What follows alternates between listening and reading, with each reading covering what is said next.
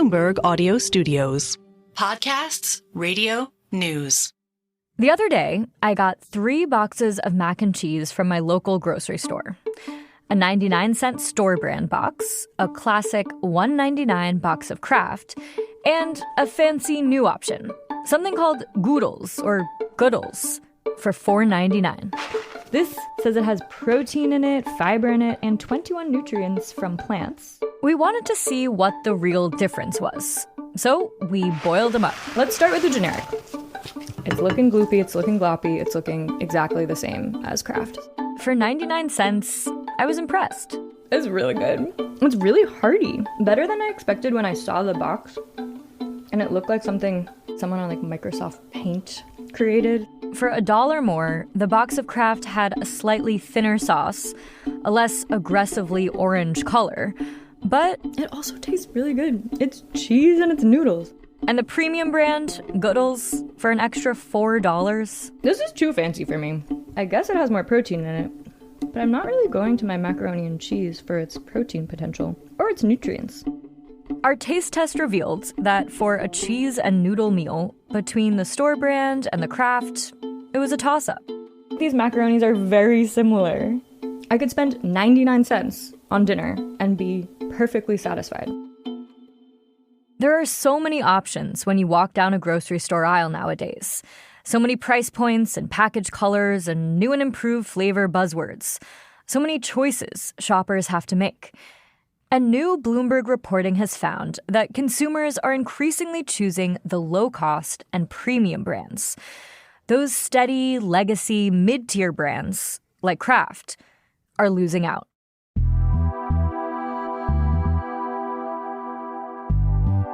Today on the show, as more customers try to save a buck or level up, brands in the middle are feeling the squeeze. What's causing this problem for mid-tier brands? And how will the trend transform what's on our shelves? This is The Big Take from Bloomberg News. I'm Sarah Holder.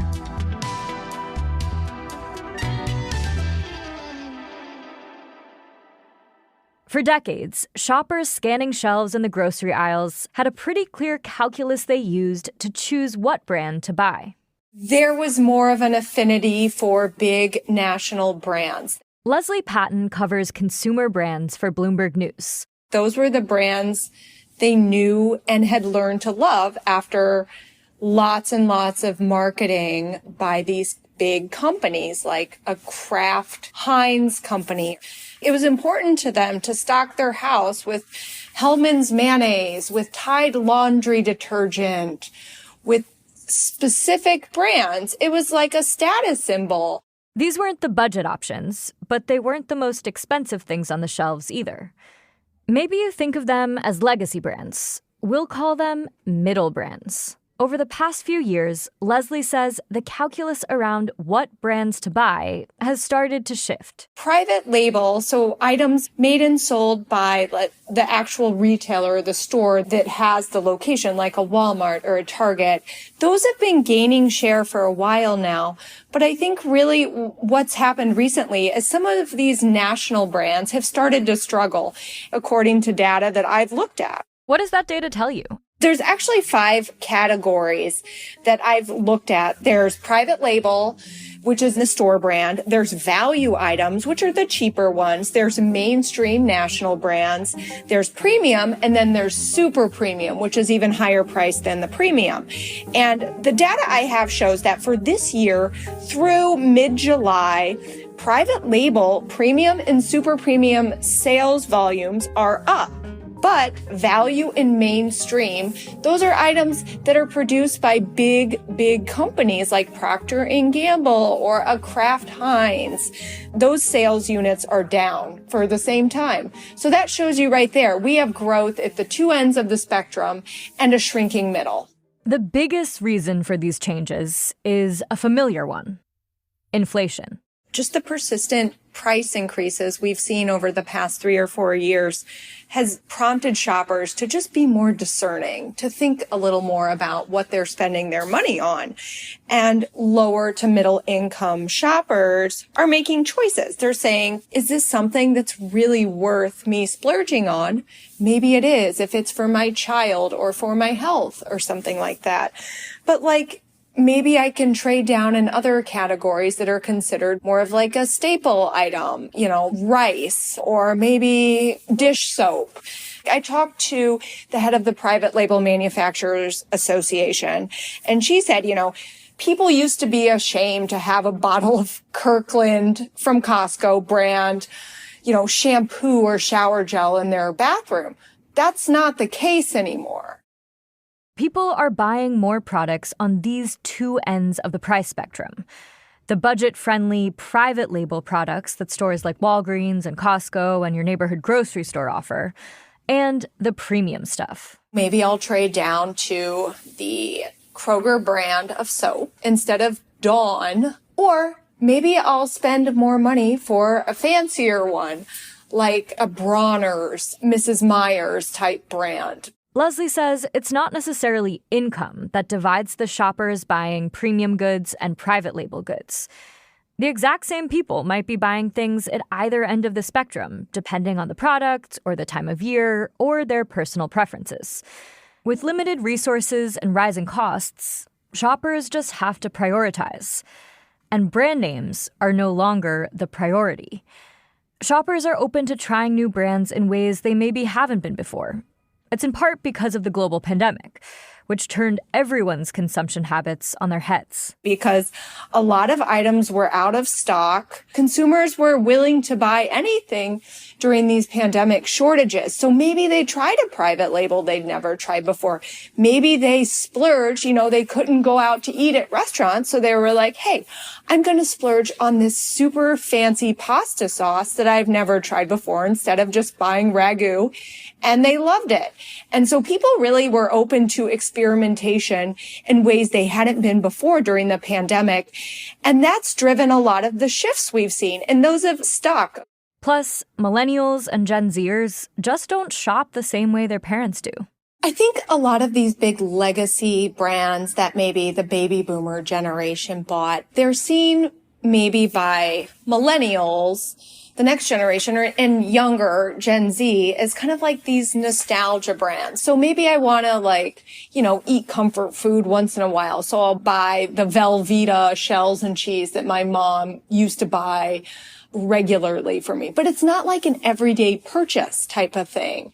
Younger generations also have shifting tastes, ones that aren't being fully served by these legacy mid-tier brands. They want to try different things. They're more into intense, bold, spicy flavors. Now we're seeing even ones that had been considered more premium get out-premiumed by newer, younger, hipper brands like Annie's Macaroni and Cheese, the organic brand. That kind of used to be the premium brand. But now this new company called Goodles or Goodles, however you want to pronounce it, has really bright neon packaging, and they have all sorts of flavors. They have truffle, they have bacon, they have white cheddar, of course, Parmesan, and younger people and families, people with kids, they're really flocking to this brand, and they're showing they're willing to pay more for it. And it's not just the packaging and the flavors,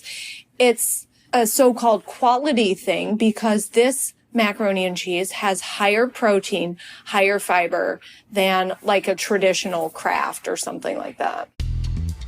So how do the Krafts of the world win back their customers? Can the middle make a comeback? That's coming up.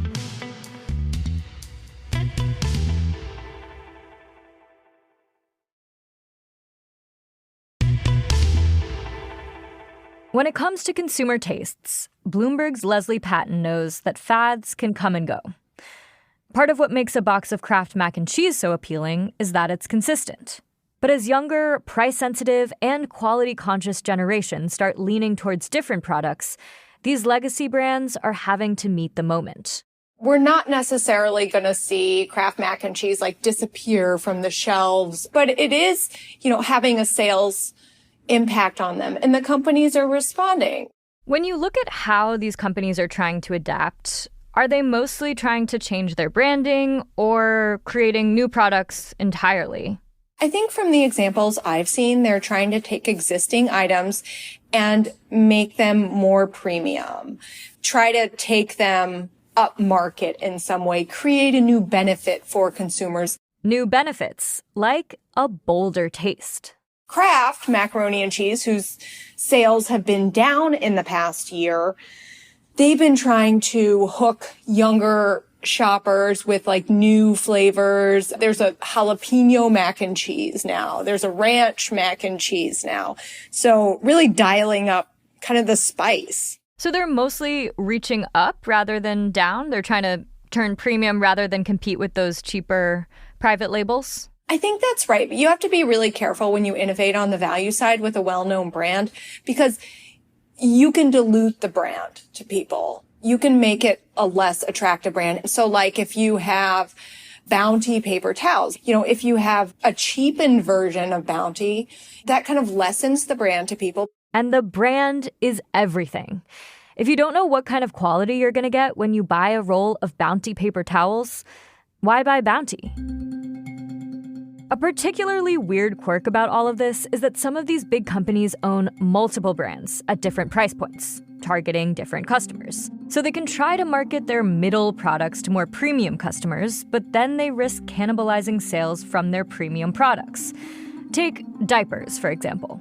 Luvs diapers had been losing market share for a long time, and they recently just launched a new and improved line of Luvs diapers that's called Luvs Platinum. They're saying these are their softest diapers ever, and they have 12-hour absorbency, and they're charging a premium for it too. They raised the prices on it. But at the same time, like Procter & Gamble, the maker of Luvs, has to be kind of careful because they also own the premium line of Pampers.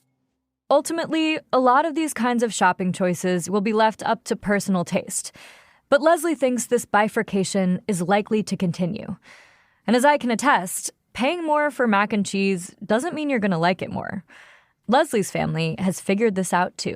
I actually made my kids do the taste test on macaroni and cheese. I have 3 kids. I made them do like private label, Kraft, I think, and then the Goodles brand. And I got answers all over the place. One of them was like, I like Kraft best. And one of them was like, I like this other stuff. And then my daughter liked the Goodles brand, which is kind of like, oh, well then why would I buy the mainstream brand? I should either trade up and give them some protein or trade down and save some money. Or you could just buy all 3, like I did, and eat mac and cheese for lunch and dinner for the rest of the week.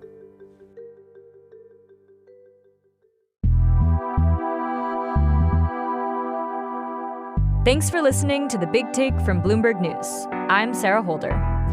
This episode was produced by Julia Press. It was edited by Tracy Samuelson and Becca Greenfield. It was mixed by Alex Sugiura and fact-checked by Adriana Tapia. Naomi Shavin, who also edited this episode, is our senior producer. Elizabeth Ponso is our senior editor. Nicole Beamsterboer is our executive producer. Sage Bauman is Bloomberg's head of podcasts. Please follow and review The Big Take wherever you listen to podcasts. It helps new listeners find the show. We'll be back tomorrow.